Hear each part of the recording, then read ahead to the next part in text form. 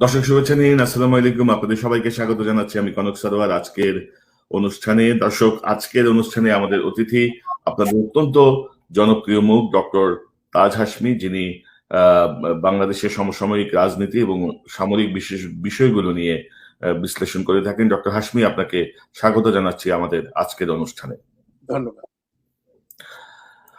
আপনি যেমনটি জানেন, আমরা সবাই জানি যে সাম্প্রতিক সময়ে 42 জন বুদ্ধিজীবী রাষ্ট্রপতির কাছে একটি চিঠি দিয়েছেন কিছু অভিযোগ তুলে ধরে, যে প্রধান নির্বাচন কমিশনারকে অপসারণ করার জন্য তার বিরুদ্ধে অভিযোগ মূলত দুর্নীতির অভিযোগ। তো হঠাৎ করে এই 42 জন বুদ্ধিজীবীর এই যে দেশপ্রেম জেগে উঠলো, আমরা কিন্তু গত 12 বছরে তাদের তেমন কোনো ভূমিকা কোনো ক্ষেত্রেই দেখিনি। লুটপাটের বিরুদ্ধে দেখিনি, ধর্ষণের বিরুদ্ধে দেখিনি, এবং এমনকি 30শে ডিসেম্বর মধ্যরাতে নির্বাচনের পরেও আমাদের এইসব সুশীল সমাজের কোনো ভূমিকা ছিল না। সিভিল সোসাইটির যারা প্রধান, তাদের কোনো ভূমিকা ছিল না। এবং হঠাৎ করে তাদের এই যে দেশপ্রেম জাগ্রত হলো, সে বিষয়টি আপনি কিভাবে দেখেন? কারণ এর মধ্যে ধরুন ইউএস সিনেটররা যে নিষেধাজ্ঞার যে চিঠি দিয়েছে, সে প্রসঙ্গের পরেও তাদের কোনো সারা শব্দ নেই। তারা এখন হঠাৎ করে এই সিইসি নিয়ে তাদের এই যে মাথা ব্যথা বা তাদের এই যে জাগরণ, আপনি কিভাবে দেখেন? আমিও একটু অবাক হয়েছি। আর আগেই বলে নিচ্ছি যে 42 জনের ভেতরে অন্তত অর্ধেকেরও বেশি আমার পূর্ব পরিচিত এবং অনেকেই খুবই ঘনিষ্ঠ বন্ধু এবং ঢাকা বিশ্ববিদ্যালয়ে আমার কলিগ ছিলেন। শ্রদ্ধেয় ডক্টর সিরাজুল ইসলাম চৌধুরী, আমার বন্ধু আহমদ কামাল, স্বপন আদনান, এরা সবাই খুব ব্রিলিয়ান্ট এবং সবাই খুব নামকরা স্কলার। সিরাজুল ইসলাম চৌধুরী, স্বপন আদনান কেমব্রিজে পিএইচডি করা, আহমদ কামাল এএনইউ অস্ট্রেলিয়া থেকে পিএইচডি করা লেখক, প্রতিষ্ঠিত বুদ্ধিজীবী, এতে কোনো সন্দেহ নেই। তবে আমিও এই প্রশ্ন তুলেছিলাম এবং ডক্টর বদিউল আলম মজুমদার আমাকে কালকে ফোন করে কিছুটা ঘটনার ব্যাকগ্রাউন্ডটা জানালেন এবং বললেন যে একেবারেই কোনো প্রোটেস্ট না হলে তো হয় না, ভালো দেখায় না, তো বেটার লেট দেন নেভার। যেটা আপনার প্রশ্নের উত্তর, যে 2 বছর করিনি আমরা, এতটা আলোচনা সমালোচনা করি নাই এবং এরা খবর কাগজে ছাপানো হয় না। সুতরাং রাষ্ট্রপতি আব্দুল হামিদের কাছে চিঠি দিলে এটা যদি খবর কাগজে প্রচারিত হবে এবং এর দ্বারা একটা প্রতিবাদের ব্যাপারটা সোচ্চারিত হবে। তো আমি এর সঙ্গে মত প্রকাশ করা, মানে সহমত প্রকাশ করা বা দ্বিমত প্রকাশ না করেই বলছি যে আমি আমার ফেসবুক পোস্টটিকে আমি বলেছি যে এই 42 জন বুদ্ধিজীবীর তথাকথিত রাষ্ট্রপতি আব্দুল হামিদের কাছে চিঠি দেয়াটা এবং অভিযোগগুলো হচ্ছে ইলেকশন কমিশন দুর্নীতি করছে, 3-4 জন ইলেকশন কমিশনার সরকারি বরাদ্দ 2টো গাড়ির বদলে 3টা করে গাড়ি ব্যবহার করছেন, 2 কোটি টাকা ইলেকশন কমিশনার নুরুল হুদা বিভিন্ন জায়গায় বক্তৃতা দিয়েছেন, সেই বাবদ খরচ হিসাবে দেখানো হয়েছে। তো এগুলো তো আমি মনে করি যে হাজার হাজার কোটি টাকা, বরং বলা যায় লক্ষ লক্ষ কোটি টাকা এই 12 বছরে লুটপাট হয়েছে। সে তুলনায় এটা একটা, যেটাকে ইংরেজিতে বলে পিনাট, চিনে বাদাম চুরির মতো। এবং আমি বলেছি যে এই ইলেকশন কমিশনার যারা প্রত্যক্ষভাবে হাসিনার ফ্যাসিবাদ পুনঃপ্রতিষ্ঠিত করার জন্য দায়ী, এবং তারা যে সারা দেশের সঙ্গে বেইমানি করেছে, ব্যভিচার করেছে, এই নির্বাচনের নামে প্রহসন করে একটা স্বৈর শাসন স্থাপন করেছে, সেই অপরাধের তুলনায় 2 কোটি টাকা তসরুফ করা আর 2টোর বদলে 3টা করে সরকারি গাড়ি ব্যবহার করার অভিযোগ, আমি বলেছি এটা খুনি ধর্ষকের বিরুদ্ধে মুরগি চুরির মামলা করার মতো। আমি আমার এই সহকর্মী এবং পুরনো বন্ধুদের প্রতি সম্পূর্ণ শ্রদ্ধা রেখেই বলছি, তারা যেটা করেছেন এটা আমার কাছে একটু হাস্যকর মনে হয়েছে এবং আমি মনে করি যে এটার দ্বারা কোনো কিছু অর্জিত হবে না এবং এটা কোনো সোচ্চার কোনো প্রতিবাদও নয়। এই যে আপিল করা, দরখাস্ত করা, পিটিশন দেয়া, এটা ব্রিটিশ সরকার কলোনিয়াল ব্রিটিশ আমলে এটা তারা অ্যালাউ করেছিল।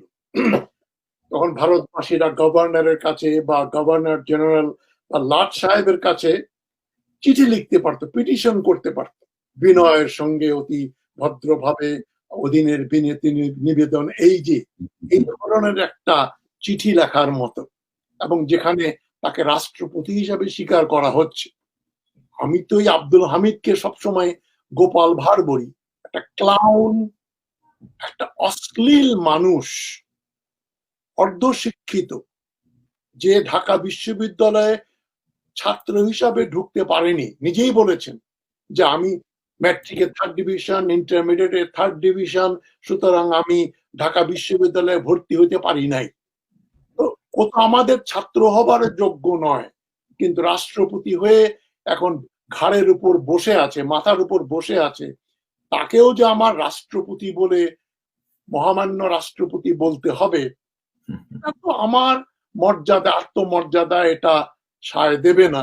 আমাকে যদি বলা হতো যে তুমি একটা সিগনেচার দাও, আমি তো নিশ্চিতভাবে বলতে পারি যে আমি এই ধরনের একটা অ্যাপিল একজন অবৈধ সরকার, রাষ্ট্রপতি, একটা অবৈধ ফ্যাসিস্ট সরকারের অবৈধ রাষ্ট্রপতি, যাকে আমি সবসময় ক্লাউন বলি, গোপাল ভাঁড় বলি, তার যে সমস্ত কথাবার্তা, এগুলো অশ্লীল এবং একটা ভাড়ামি ছাড়া কিছু না।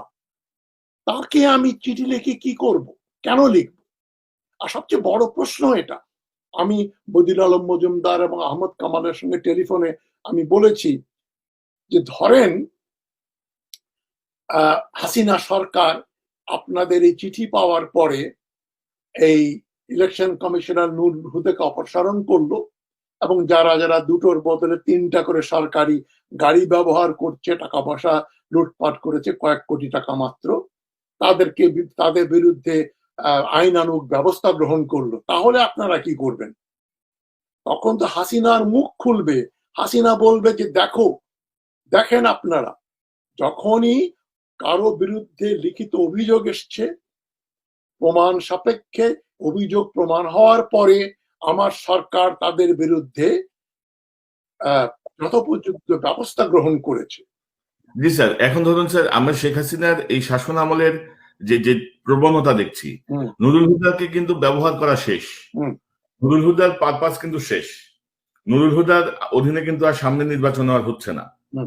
তো নুরুল এখন মানে অনেকে মনে করেন যে এটা গভর্নমেন্টের কোনো কৌশল কিনা, যে নুরুল হুদাকে এখন সরিয়ে দিয়ে আরেকটা নির্বাচন কমিশন গঠন করা, এবং যার আন্ডারে পরবর্তী নির্বাচন হবে, এবং তখন আর প্রশ্ন উঠবে না যে না, এরা তো এইভাবে আসছে এই নির্বাচন কমিশন। অর্থাৎ এরা বি টিম হিসেবে কাজ করছে কিনা, আপনার কি মনে হয়? আমি ঠিক কনস্পিরেসি থিওরিতে বিশ্বাস করি না, বিশেষ করে এখানে, যেখানে ডক্টর সিরাজুল ইসলাম, স্বপন আদনান, আহমদ কামাল এবং আমার আরো জানা কিছু বন্ধু বান্ধব আছেন, আনু মোহাম্মদ, তারাই শেখ হাসিনার টোপ গিলে তাদেরকে লেজিটিমাইজ করার জন্য একটা নতুন ইলেকশন কমিশনারের বৈধতা দেওয়ার জন্য। স্যার 42 জন তো, স্যার 42 জন তো আর এই প্ল্যান জানবে না স্যার, প্ল্যান জানবে কি মেকার, দুই একজন। এদের কেউ এরকম একটা ব্যাপারে জড়িত থাকবেন বলে আমার মনে হয় না। তবু তারা যে কাজটা করেছেন, এটা একটা আমার কাছে কেমন, ব্যক্তিগতভাবে আমার কাছে মনে হচ্ছে, আমি ভুলও হতে পারি, একটা ন্যাক্কারজনক ব্যাপার। মানে এটা একটা ছেলে মানুষই, যেটা আমি বললাম, হাসিনা সরকার যদি এদেরকে সরিয়ে দেয় এদের দাবি অনুযায়ী, তারপরে হাসিনা বলবে যে দেখো, আমি তো কোনো দুর্নীতির প্রশ্রয় দেই না, এই যে নির্বাচন তোমরা বলছো এখানে রিগিং হয়েছে, চুরি হয়েছে, ভোট চুরি হয়েছে, এগুলোর সঙ্গে আমি নেই, যেখানে আমি অভিযোগ পেয়েছি নির্বাচন কমিশনকে পর্যন্ত আমি বাতিল করে ফেলছি। এটা সম্ভাবনা খুবই কম, তবে একেবারে কি আমরা এই সম্ভাবনা উড়িয়ে দিতে পারি যে হাসিনা এদের দাবির প্রেক্ষিতে এটার নুরুল হুদাকে সরিয়ে দেবেন? তবে স্যার, আপনি যদি একটু লক্ষ্য করেন, আপনি দেখবেন যে আওয়ামী বুদ্ধিজীবী বা আওয়ামী টেলিভিশন কিন্তু এটা নিয়ে তুমুল আলোচনা চলছে, এখন তুমুল বিতর্ক চলছে। বলা হচ্ছে যে এরা সবাই বিএনপি করে, বিএনপি জামাতের লোক, এরা এই করছে সেই, অর্থাৎ বিষয় কিন্তু খুবই সাধারণ, কিন্তু এটাকে তারা মানে প্রতিরোধ করছে, এটা সমালোচনা করছে। সমালোচনা করে তারপরে একদিন দেখবেন যে শেখ হাসিনা বলবে যে না এটা আসলে অর্থবহ, বা রাষ্ট্রপতি বলবে যে হ্যাঁ এটা ঠিক আছে, এই ওদেরকে চায়ের দাওয়াত দাও, সুপ্রিম জুডিশিয়াল কাউন্সিল লাগবে না, চায়ের দাওয়াত দিয়ে এদেরকে বিদায় করো। আপনি যদি দেখেন যে সাবেক বিচারপতি, প্রধান বিচারপতি এস কে সিনহাকে যেভাবে ঘাট ধরে বের করে দেওয়া হলো অপমানজনক ভাবে, তখন আমাদের সুশীল সমাজ কোথায় ছিল? কিংবা কিংবা স্যার এই যে সাম্প্রতিক সময় যে সেনা প্রধানের যে বক্তব্য, গুম খুনের বিষয়টি নিয়ে তার যে স্বীকারোক্তি, এই নিয়ে তো তাদের কোনো বক্তব্য আমরা পেলাম না। তারা, আমি ওখানে আসছি। জি জাস্টিস সিনহা আমাকে টেলিফোনে বলেছিলেন, বিশদ বর্ণনা দিয়েছেন, ওটা আপনাদের সঙ্গে একটু শেয়ার করি, যে তাকে যখন প্রেসিডেন্ট আব্দুল হামিদের অফিসে ডাকা হলো, উনি বলছেন যে ওখানে গিয়ে দেখি শেখ হাসিনা এবং আইনমন্ত্রীও বসে আছেন, প্রেসিডেন্ট, আইনমন্ত্রী এবং শেখ হাসিনা। এবং এক পর্যায়ে উনি বললেন যে তাকে তো ক্ষত ভাষায় গালাগালি করা হয়েছে, এবং শেখ হাসিনা চেয়ার থেকে উঠে জাস্টিস সিনহার বক্তব্য অনুযায়ী, আমি ওনাকে কোট করে বলছি, যে আমাকে উনি লাথি মেরেছেন। উনি বলছেন আমার প্রায় পড়ে যাওয়ার মতো উপক্রম, শেখ হাসিনা চেয়ার থেকে উঠে এসে উনাকে লিটারালি উনার গায়ে লাথি মেরেছেন। এরকম একটা ঘটনা যদি একটা দেশের প্রধানমন্ত্রী করতে পারে রাষ্ট্রপ্রধানের সামনে, মানে তখনও উনি চিফ জাস্টিস, তাকে যদি লাথি মারতে পারে, তাহলে এই সরকার যে কোনো মুহূর্তে নুরুল হুদাকে ঘাড় ধরে বের করে দিতে পারে। তো কেন এই শেখ হাসিনা লাথি মারলো, অর্থাৎ কি বক্তব্য ছিল তার বিরুদ্ধে যে অভিযোগগুলো, যে উনি ওই 16th অ্যামেন্ডমেন্টের বিরোধিতা করেছেন, যে জন্য তাকে ডেকে পাঠানো হলো আব্দুল হামিদের অফিসে। তো জাস্টিস সিনহা আমাকে বলছেন যে আমি তো প্রধানমন্ত্রী হাসিনাকে ওখানে এক্সপেক্ট করি নাই, গিয়ে দেখি উনি বসে আছেন, আইনমন্ত্রী বসে আছেন, এবং সেখানে হাসিনা এক পর্যায়ে উঠে এসে আমাকে লাথি মারলেন। এবং এটা যদি ঘটতে পারে, তো নুরুল হুদাকে বের করে দিতে পারেন।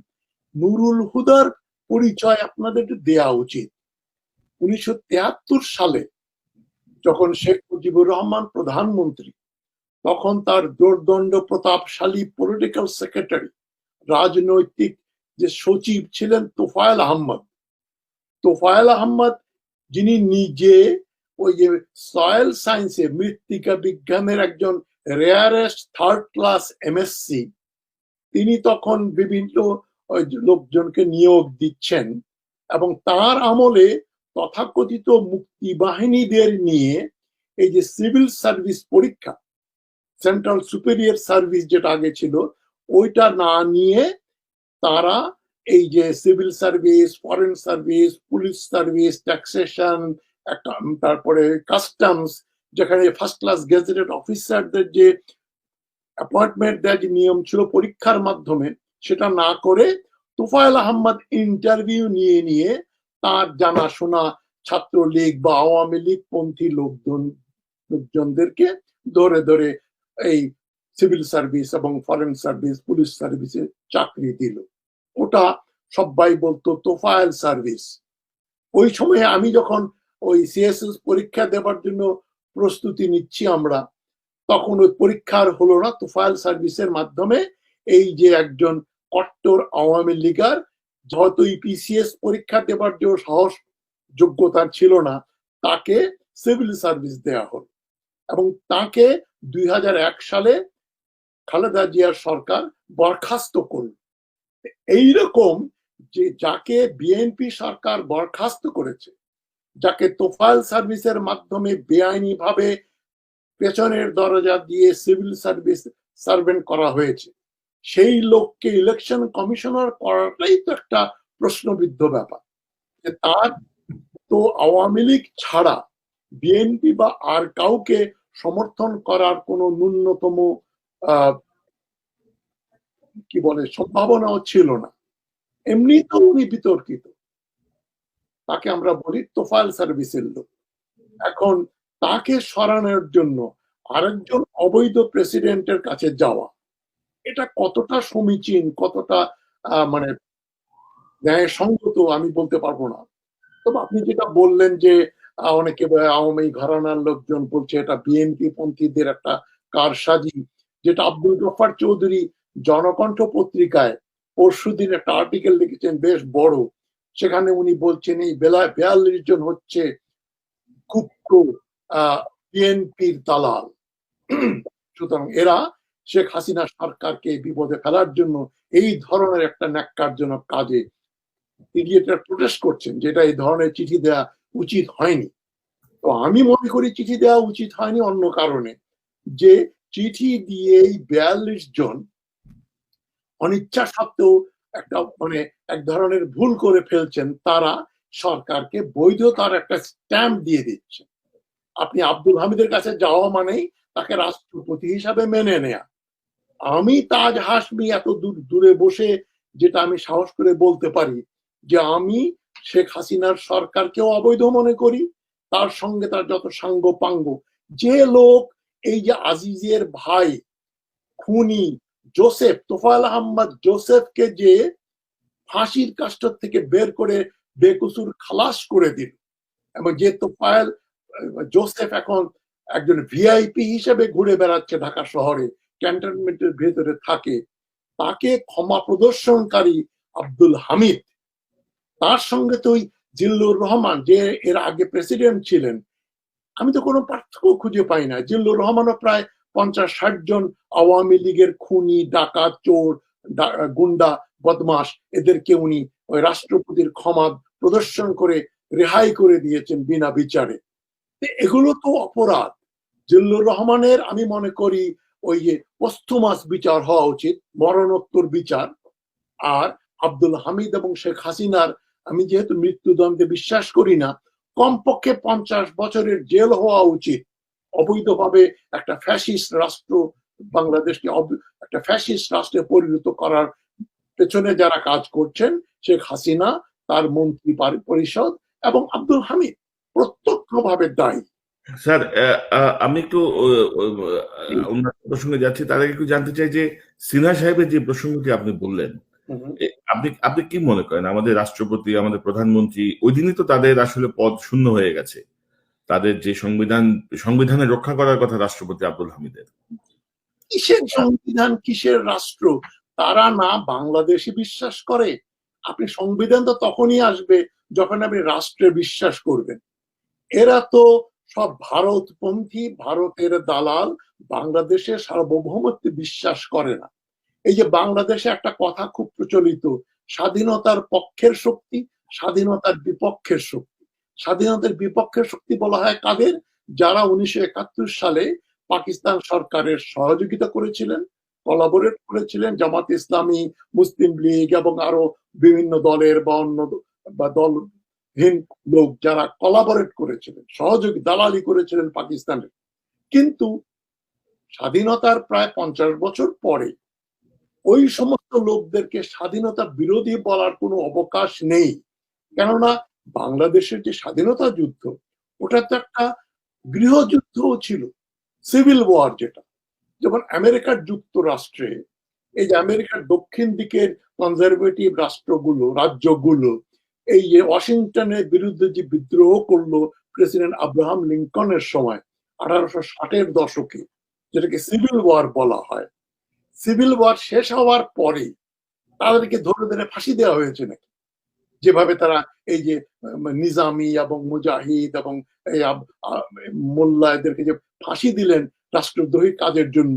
সিভিল ওয়ারের এক পক্ষ জেতে, এক পক্ষ হারে। পরাজিত পক্ষ সবাইকে আপনি রাষ্ট্রদ্রোহী বলে ফাঁসি দিতে পারেন না, বিচার করতে পারেন না, এবং তাদেরকে দেশদ্রোহী বলেও, স্বাধীনতার বিপক্ষের শক্তি বলেও চিহ্নিত করতে পারেন না। আমার থিওরি অনুযায়ী স্বাধীনতা বিরোধী শক্তি বাংলাদেশে একটাই, একটা দল বা তাদের অনুচর, যারা বাংলাদেশের সার্বভৌমত্ব বিলিয়ে বাংলাদেশকে অখণ্ড ভারতের অঙ্গরাজ্য হিসাবে পরিগণিত করতে চায়। যেমন আমার প্রাক্তন বন্ধু ইকবাল সোবহান চৌধুরী, আপনাদের সাংবাদিক, আমার সেই 1964 সাল থেকে আমার রুমমেট ছিল ঢাকা কলেজে, এক অতি ঘনিষ্ঠতম বন্ধু ছিল অতীতে। সে তো আগরতলাতে গিয়ে বলল যে আমি এই ভারত এবং বাংলাদেশের ভিন্ন এই যে মুদ্রা, এটাতে বিশ্বাস করি না। ভারত এবং বাংলাদেশের একটাই মুদ্রা হওয়া উচিত। আপনি জানেন মুদ্রা হচ্ছে সার্বভৌমত্বের লক্ষণ, এবং যে জন্য ভারতীয়রা খুব খুশি হয়ে ইকবাল সোবহান চৌধুরীকে একটা টাইটেল দিল, সেটা হচ্ছে ভারত বন্ধু। এখন ভারত বন্ধু ইকবাল সোবহান চৌধুরী প্রমুখ যা চিন্তা করে সেটা হচ্ছে বাংলাদেশকে ভারতের অঙ্গরাজ্য বানাতে হবে।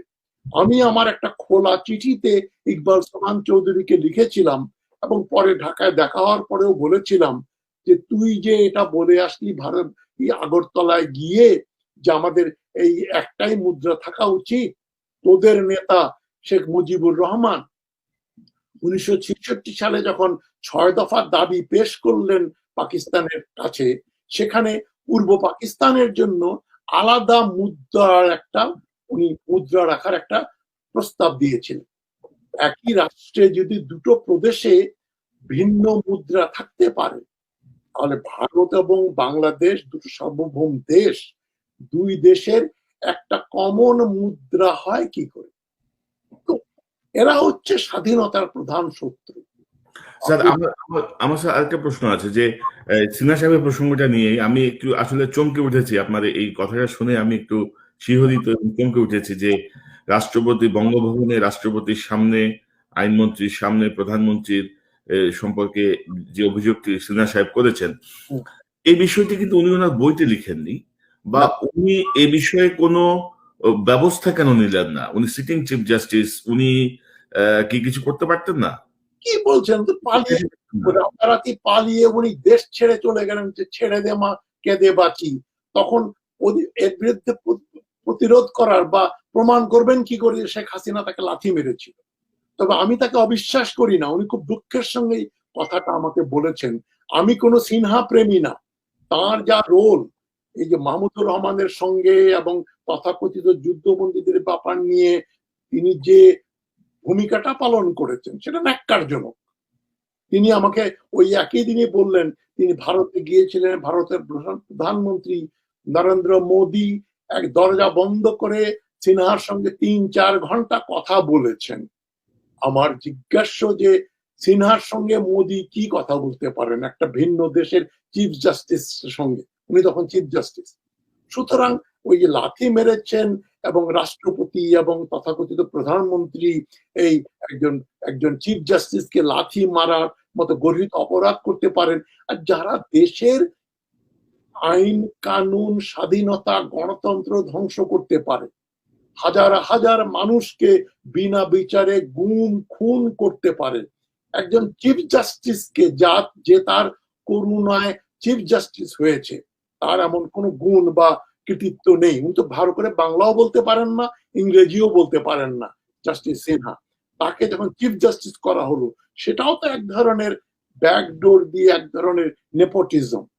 তো তাকে লাথি মারাটা তো বড় কথা না। তারা তো রাষ্ট্রেই বিশ্বাস করে না, হাসিনাও বিশ্বাস করে না, হামিদও বিশ্বাস করে না। তবে স্যার এই ঘটনায় একটি বিষয় স্পষ্ট যে আপনি যদি আপনার পদে বসে, আপনি যে সম্মান পেয়েছেন বা আপনি যে চেয়ারে বসছেন, আপনি সেই চেয়ারের মর্যাদা যদি আপনি না রাখেন, আপনি যদি নিজেকে বিকিয়ে দেন, আপনার কোনো মূল্য আর কোথাও থাকবে না। আসলে তারাও জানে যে আপনাকে তারা ব্যবহার করছে। এখন আপনি তাদের বিরুদ্ধে একচুল পরিমাণ গেলেই তারা এই আপনাকে লাথি মারবে, আপনাকে ঘাট ধরে বের করে দেবে। নিশ্চয়ই আপনি দেখেন ওই যে জাস্টিস সিনহার সিভি দেখেন, এবং হাইকোর্টের আরো কয়েকজন জাস্টিস আছেন, তারা না জানে বাংলা, না জানে ইংরেজি, এবং ওই যে একজন শামসুল ইসলাম মানিক নাকি তার নামে, তো তার কথাবার্তা শুনলে তো মনে হয় না একজন শিক্ষিত লোকের সঙ্গে। শামসুদ্দিন মানিক তো ওই একই ক্যাটেগরির সবগুলা জাস্টিস, ওই 2-4 জন ছাড়া, রিফাত আহমেদ এবং আরো 2 জন ছাড়া বাদ বাকি জাস্টিস গুলো তো মানে গ্রামের বটতলার উকিলের মতোই। যেটা এই যে আব্দুল হামিদ সম্বন্ধে আমাকে একজন ফোন করে বলল যে কিশোরগঞ্জের এক লোক তাকে বলেছে যে উনি ল পরীক্ষা কিন্তু উনি নিজে দেননি, আরেকজন বসে তার জন্য এলএলবি পরীক্ষা দিয়েছে। তা আমি দেখিনি, তবে এলএলবি পাশ করাটা বিরাট ব্যাপার না। উনি তো মূলত একজন বটতলার উকিল, থার্ড ক্লাস গ্রাজুয়েট, একজন তৃতীয় শ্রেণীর মানুষ। তার কথাবার্তায় দেখেন না, ভালগার কথাবার্তা বলছেন প্রিয়াঙ্কা চোপড়াকে নিয়ে, যে অশ্লীল মন্তব্য করছেন কনভোকেশন স্পিচে।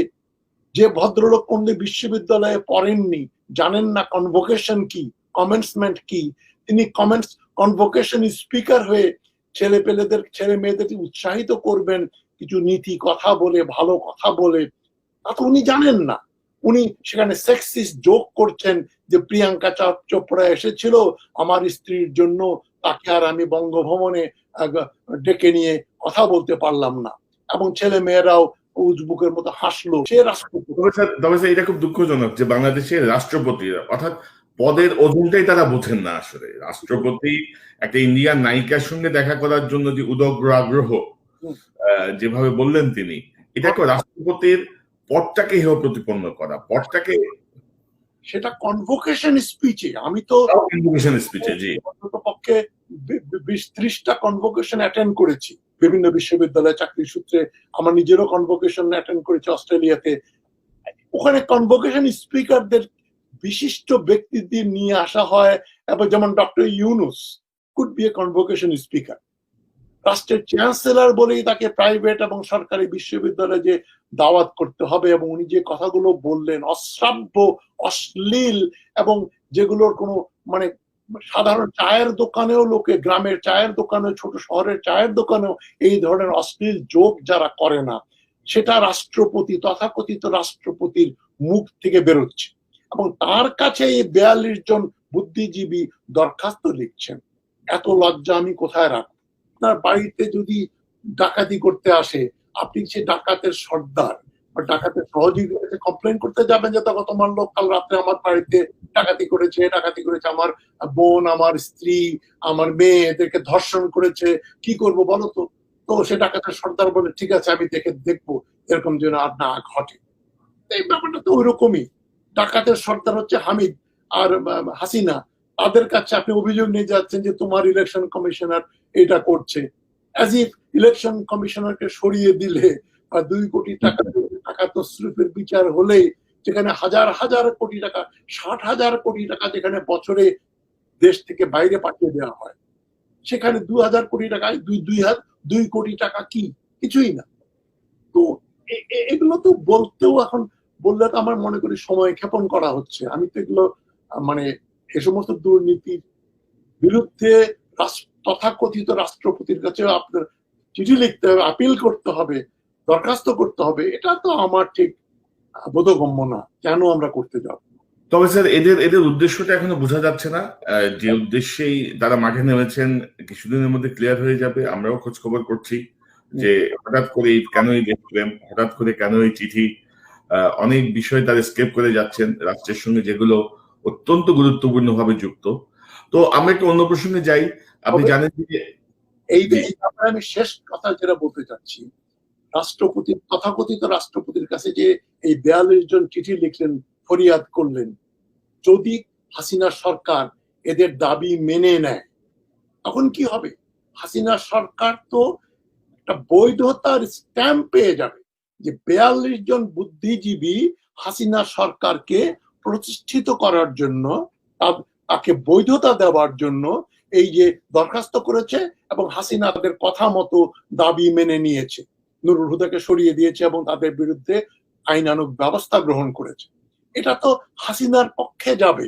এই যে 42 জন সুধী সমাজের মেম্বার, আমার অতি প্রিয় ঘনিষ্ঠ ব্যক্তি, অনেকের সঙ্গে আমার তুই সম্পর্ক, তাদের জন্য আমার দুঃখ হবে যে তোমরা ভুল করে যে কাজটা করলে, এটার সুযোগ সুবিধা তো পেয়ে গেল অবৈধ হাসিনা সরকার, আর তোমরা অবৈধ রাষ্ট্রপতি। আমি তো জীবনে কোনোদিন এরশাদ সাহেব বা প্রেসিডেন্ট ইরশাদ আমার মুখ দিয়ে কোনোদিন বেরোয়নি, বেরোবেও না। সুতরাং যে অবৈধ, আজ অবৈধ, সে কালকেও অবৈধ, পরশুদিনও অবৈধ। সুতরাং হামিদ এবং হাসিনা চিরকাল অবৈধ থাকবে, এবং এদের বিচার হওয়া উচিত। এখানে কমপক্ষে 50 বছরের জেল হওয়া উচিত, সমস্ত সম্পত্তি বাজেয়াপ্ত হওয়া উচিত এসব অপরাধীদের। তাদের এবং স্যার দেখুন স্যার, আমেরিকায় নতুন প্রশাসন আসছে এবং হাসিনা হাতে এখন একটা বিষয় যাবে, যে দেখো আমাদের দেশের সিভিল সোসাইটি খুব সোচ্চার, হুম হুম। দেশের সিভিল সোসাইটিও কিন্তু সবকিছু নিয়ে খুব ওয়াচডগের ভূমিকায় আছে। আসলে কিন্তু তা না, কিন্তু তারা কিন্তু 12 বছর পরে হঠাৎ করে এই চিঠি পাঠাচ্ছেন। এটা একটা ভুল ধারণার সৃষ্টি করবে যে দেশে গণতন্ত্র আছে, এই জন্য খবর কাগজ এগুলো ছাপানো হলো, টেলিভিশনে দেখানো হলো, আলোচনা হচ্ছে এতবার। এগুলো কি? এটা তো হিতে বিপরীত। এই চিঠি তো যে উদ্দেশ্যে লেখা হলো তার ঠিক একেবারে ডায়ামেট্রিক্যালি একটা অপোজিট রিয়াকশন হচ্ছে। ফল, এর ফলটা হচ্ছে পুরো আপনি চাননি, সেটাই সেই ফলই নিয়ে আসবে এই চিঠি। আমি এই চিঠি দেওয়ার কোনো যৌক্তিকতা খুঁজে পাই না। বোঝা যাবে স্যার এখানে কে কোন লবি থেকে কোন গুটি চাল খেয়ে বা কোন প্রলোভনে কি করছে, এটা আমরা নিশ্চয়ই জানতে পারবো। আপনি জানেন যে 23শে ডিসেম্বর বাংলাদেশে নিযুক্ত ভারতীয় হাই কমিশনার আওয়ামী লীগ অফিসে গেছেন, এবং আওয়ামী লীগ অফিসে যাওয়ার পরে পরপরই ইত্তেফাকে যে একটি শিরোনাম ছিল যে আওয়ামী লীগ না থাকলে বাংলাদেশে আমাদের কোনো বন্ধু নেই। এর পরপরই ইত্তেফাক আবার তার শিরোনাম চেঞ্জ করে। নিশ্চয়ই এটা নিয়ে প্রতিক্রিয়া, যখন বিরূপ প্রতিক্রিয়া হচ্ছিল তখন ইত্তেফাক তার শিরোনাম চেঞ্জ করে যে আমাদের সঙ্গে আওয়ামী লীগের সম্পর্ক ঐতিহাসিক। তো অর্থাৎ এই বিষয়টি সাধারণ মানুষ নিচ্ছে না। পাশাপাশি আমি একটু যেতে চাই আপনার বিশ্ববিদ্যালয়ের 1 বছরের সিনিয়র ফ্রেন্ড, আমাদের পররাষ্ট্রমন্ত্রী আব্দুল মোমেন, যিনি NSF এর সদস্য ছিলেন। আমাদের অনেক লোকজন ওখানে বর্ডারের ভিতরে ঢুকে অনেক ভিতরে যায় এবং বন্দুক নিয়ে যায়, গোলাগুলিও করে, হ্যাঁ বমও নিয়ে যায়। তো এটা শুধু একতরফা দোষ না, আমাদেরও কিন্তু দোষ। কারণ আমাদের কিছু দুষ্ট ব্যবসায়ীরা এরা ওখানে ইলিগালি যায় এবং তাদের কাছে অস্ত্র থাকে, তখন ওরা বাধ্য হয় ভয়ে, কারণ অস্ত্র থাকলে তো ভয়ে ওদের গুলি করে ফেলে। তো এখানে উপস্থিত সাংবাদিকরা কেউ জিজ্ঞেস করতে পারলো না যে ফেলানির হাতে কি অস্ত্র ছিল। আমাদের এই যে নিরীহ মানুষগুলো মারছে, কার হাতে কি অস্ত্র ছিল? অস্ত্র যদি থাকে BSF সেইটা রিকভারিও তো দেখা, তাই না? যে অস্ত্র নিয়ে ঢুকছিল, আমরা এটা রিকভারি পাইছি, তার কাছ থেকে এটা পাওয়া গেছে, ওই অস্ত্র, এই বুলেট। আপনি কি মনে করেন আপনার এই সিনিয়র বন্ধুর? দেখেন, আমার বন্ধু না, এই সময় এরা সব বিশ্ববিদ্যালয়ের ভাই, এরা হচ্ছে সব অর্বাচীন ভারতীয় দালাল, বাংলাদেশের শত্রুর শ্রেণীর লোক। হাসিনা, হামিদ, মোমেন, এরা সব একই কাতারের দুষ্ট খত। কহর রিজভী, ইকবাল সোবান চৌধুরী, আপনি নাম করেন, ওবায়দুল কাদের, তোফায়েল আহমদ, সবগুলাই হচ্ছে দুষ্ট খত, এবং এরা হচ্ছে বাংলাদেশের শত্রু। এরা কেউই বাংলাদেশে বিশ্বাস করে না। এই মমিনের কথাতে কি মনে হয় যে সে ভারতের বিরোধী কেউ? তাকে তো মনে হচ্ছে একজন ভারতের নাগরিক বা ভারতেরই পররাষ্ট্রমন্ত্রী। সাফাই দিচ্ছে BSF কেন গুলি করে বাংলাদেশিদের নির্বিচারে হত্যা করে। যেটা আপনি বলেছেন, ফেলানির লাশ কাঁটা তারের উপর ঝুলছে একটা 14-15 বছরের মেয়ে, তার অপরাধ যে ভারতে যাচ্ছিল বেআইনি ভাবে। তো তাকে তো হত্যা করার কোনো আইন, আন্তর্জাতিক আইনে নেই। তাহলে আমেরিকানরা মেক্সিকানদের মেরে শেষ করে দিত, যারা মেক্সিকানরা আমেরিকাতে অনুপ্রবেশ করছে। এই যে লিবিয়া থেকে যখন ইটালিতে এবং গ্রিসে হাজার হাজার এই আপনার রিফিউজি জাহাজে করে, নৌকায় করে ভূমধ্যসাগর পার হয়ে গিয়ে ওখানে যখন হাজির হচ্ছে, তাদেরকেও তো ইটালিয়ান এবং গ্রিক পুলিশ, ফ্রেঞ্চ পুলিশ গুলি করে মারতে পারত। এরকম একটা ঘটনাও ঘটেনি। সুতরাং ভারত যেটা করছে আন্তর্জাতিক আইনের সঙ্গে আইনে বিরোধী কাজ করছে, এবং তার প্রতিবাদ না করে তথাকথিত সরকারের তথাকথিত পররাষ্ট্রমন্ত্রী আব্দুল মোমেন যা বললেন, এটা ন্যাক্কারজনক, অর্বাচীন, সুলভ কি বলবো আমি, এক ধরনের ঘেউ ঘেউ, এবং এর কোনো মূল্যায়ন আমি দেই না, এবং এর সম্বন্ধে কোনো মন্তব্য করতে আমার ঘৃণা হয়। না অ্যাকচুয়ালি স্যার দেখেন, আপনি দেখেন যে সে কিন্তু এই যে বিজয় দিবসের সময় লাল সবুজের লাল সবুজ তার পোশাকের মধ্যে আছে, সে এই উপলক্ষে কথা বলছে, সে কিন্তু পা চাটছে ইন্ডিয়া। এটার থেকে লজ্জাজনক কি হতে পারে আমাদের জন্য? এখন হাসিনা থেকে শুরু করে সরকারের যে ভারতের পা চাটে না, সে সরকারে থাকতে পারে না। এমনকি আপনাদের সেনাপ্রধান আব্দুল আজিজ থেকে শুরু করে সবগুলোই তো ভারতের পা চাটা কুকুর, এবং কোন কুকুরটা বড়, কোনটা ছোট, কোনটা ভালো, কোনটা মন্দ, আমি পা চাটা কুকুর, সবগুলোই কুকুর। এদের জন্য একমাত্র মুগুর দরকার, এদের কাছে ফরিয়াদ করা, চিঠি লেখা, এদের কথা গণ্য করা। কি বললাম, ভারতীয় রাষ্ট্রদূত যেটা বলেছে সে তো তার সত্য কথাটাই বলেছে যে আওয়ামী লীগ ছাড়া বাংলাদেশে ভারতের কোনো বন্ধু নেই। কেন, আওয়ামী লীগ একমাত্র দল যেটা বাংলাদেশে বিশ্বাস করে না, যারা অখণ্ড ভারতবর্ষ গড়তে চায়। আমার সঙ্গে আওয়ামী লীগের এক নেত্রী বিয়ে হয়েছে তার আমেরিকান এক ডিপ্লোম্যাটের সঙ্গে, হাওয়াইতে একবার দেখা হলো। উনি আমাকে বলছেন যে এই সরকার বাউন্ডারি ওয়াল তুলে দিয়ে ভারত বাংলাদেশ এক করে ফেলতে হবে। এবং উনি আমাকে বলছেন আপনি তো বিএনপি, আপনি এটা বিশ্বাস করবেন না। আমি বললাম দেখেন, আমি কোনো দল করি না, বিএনপি আওয়ামী লীগ কোনো দলই না, তবে আমি বাংলাদেশের সার্বভৌমত্বে বিশ্বাস করি। আমি কৃতজ্ঞ, আমি দেশের প্রতি কৃতজ্ঞ, দেশ আমার জন্য যথেষ্ট করেছে। সুতরাং আমি ভারত বাংলাদেশ মিলে এক দেশ হবে এটা আমি কল্পনাও করতে পারি না, সমর্থনও করি না। তো মোমেনদের সম্বন্ধে আপনি উচ্চবাচ্য করে কি লাভ? এরা তো সব ভারতের দালাল, ভারতের পক্ষেই কথা বলবে। ইকবাল সোবহান চৌধুরী যেখানে বললো অভিন্ন মুদ্রা থাকবে ভারত এবং বাংলাদেশের, আর এও বলছে যে এরা যাচ্ছে অস্ত্র শস্ত্র নিয়ে ওখানে, বিএসএফ বাধ্য হয়ে জীবন যান বাঁচানোর জন্য বিএসএফ গুলি করছে। এর চেয়ে বড় মিথ্যে কথাতে বিএসএফ এর চিফও এরকম কথা বলবে না। ভারতের প্রধানমন্ত্রী মোদিও হয়তো এ ধরনের কথা বলতে একটু দ্বিধাগ্রস্ত হবে, কিন্তু এই যে ভারতের দালাল, পাঁচাটা দালাল মোমেন, তার মুখে কথা বলতে আটকালো না। সে তো এর আগেও বলেছে ভারত বাংলাদেশের সম্পর্ক স্বামী স্ত্রীর মতো। তো এর সম্বন্ধে মন্তব্য এদের মানসিকতা হচ্ছে স্যার, তাদের মন্ত্রী হওয়াটাকেই তারা জীবনের বড় সার্থকতা মনে করছে, লুটপাট করতে পারাটাকেই তারা জীবনের বড় সার্থকতা মনে করছে। নিশ্চয়ই তারা তাদের ভবিষ্যতে মানুষ যে তাদেরকে থুতু দেবে, তাদের যে সম্মানের জায়গাটা তারা ভাবছে না, দেশপ্রেমের জায়গাটা তারা ভাবছে না।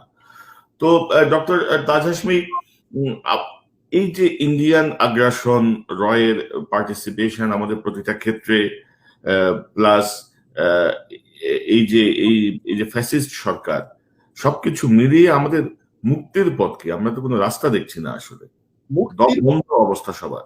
গণসচেতনতা, গণবিদ্রোহ, সেনাবাহিনীর একটা অংশ অস্ত্র তুলে ধরবে, তারপরে ওরা নামবে, তারপরে আমরা রাস্তায় নামবো, এটা যদি মনে করে জনগণ, তাহলে আরো 50 বছর অপেক্ষা করতে হবে। জনগণের প্রতিরোধ ছাড়া কোন দেশে ফ্যাসিবাদ উৎখাত করা সম্ভবপর হয়নি। হিটলার, মুসোলিনি, সাদ্দাম হোসেন কেউই সুশীল সমাজের কথায় বা দুটো আর্টিকেল লিখলেন খবরের কাগজে বা দুটো বক্তৃতা দিলেন, তারা কই করে ক্ষমতা ছেড়ে চলে গেছে, এ ধরনের নজির ইতিহাসে নেই, বাংলাদেশের ক্ষেত্রেও নেই। আপনি যে কথাটা বললেন যে মুমিন প্রসঙ্গে, এদের কি লজ্জাও নেই যে এদেরকে লোকজন থুতু দেবে, ঘৃণা করবে? পরিতাপের বিষয় হচ্ছে বাংলাদেশে যে আমাদের পলিটিক্যাল কালচার যেটা আমরা নার্চার করছি, গড়ে তুলেছি, সেখানে ক্ষমতাধর লোকদেরকে বড় মনে করা, সম্মান করা, এটা আমাদের রক্তে রক্তে ঢুকে পড়েছে, রন্ধ্রের ভিতরে। এটা ঔপনিবেশিক শাসনের ফলে, 1000 বছরের পরাধীনতার ফলেই এভারেজ বাঙালি, অধিকাংশ বাংলাদেশি মানুষ যে ক্ষমতায় তাকে সালাম দেওয়াতে বিশ্বাস করে। দারোগা, পুলিশ অফিসার, ডিসি, এসডিও, এরা একটা বড় প্রফেসরের চাইতেও অনেক উঁচু স্থানে এদের বাস। যেমন বেনজির আহমদ আইজি আর ডক্টর ইউনূস যদি এক জায়গায় যায়, লোকজন প্রথমে বেনজির আহমদকে সালাম দেবে, তারপরে ডক্টর ইউনূসকে সালাম দেবে কিনা চিন্তা করবে। সুতরাং মুমিনের কথা যে বললেন, এদেরকে লজ্জা নেই।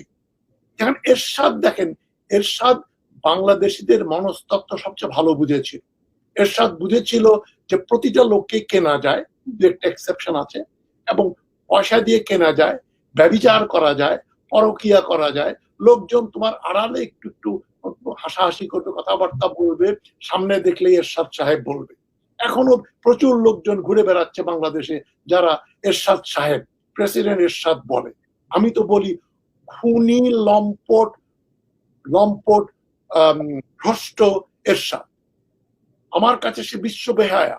কোনোদিনও এই বিশ্ব বেহায়া এরশাদ এবং তার সহযোগী কোন মন্ত্রী, তার সঙ্গে যারা কাজ করেছে, তার সঙ্গে যারা, তাদের প্রতি আমার কোনো শ্রদ্ধা কোনোদিনও থাকবে না, এখনো নেই, ভবিষ্যতেও নেই। সবাই যদি এ ধরনের চিন্তা করেন যে যারা দালালি করেছে তারা চিরকালই দালাল, তাদেরকে সামাজিকভাবে বয়কট করতে হবে। অমুক মন্ত্রীর মেয়ের বিয়ে, অমুক অমুক অমুকের ছেলের বিয়ে, ও আমার বন্ধু, ও আমার চাচা, ও আমার মামা যেতে হয়। যেদিন আপনারা আপনাদের পিতা মাতা, ভাই বোন, ছেলে মেয়ে যারা হাসিনা সরকারের সঙ্গে দালালি করছে, সম্পর্ক রাখছে, যতদিন ওদের ত্যাগ করতে পারবেন না, ওদের সামাজিকভাবে বয়কট করতে পারবেন না, ততদিন পর্যন্ত বাংলাদেশে এই স্বৈর শাসন থেকেও মুক্তি পাওয়া যাবে না। মানে স্বৈর শাসন নাম্বার 1 থেকে নাম্বার 2, নাম্বার থেকে 3, এভাবে তো চলবে না। হাসিনার পরে আরেক স্বৈর শাসক আসবে যদি আমাদের এই কালচারটা পরিবর্তিত না হয়। যেটা আমি সবসময় বলি, যাদের বয়স 18 থেকে 49 তাদেরই একমাত্র সময় এখন যুদ্ধ করার, তারা রুখে দাঁড়াবে। এর চেয়ে বড় যারা, তাদের অধিকাংশই পচে গেছে। তবে ডক্টর তাজ হাশমি, আমার যতটুকু পর্যবেক্ষণ, আমার মনে হচ্ছে যে শেখ হাসিনা এখনই প্রস্তুতি শুরু করেছেন যে আগামীবারে আবার কিভাবে ক্ষমতায় আসা যায়।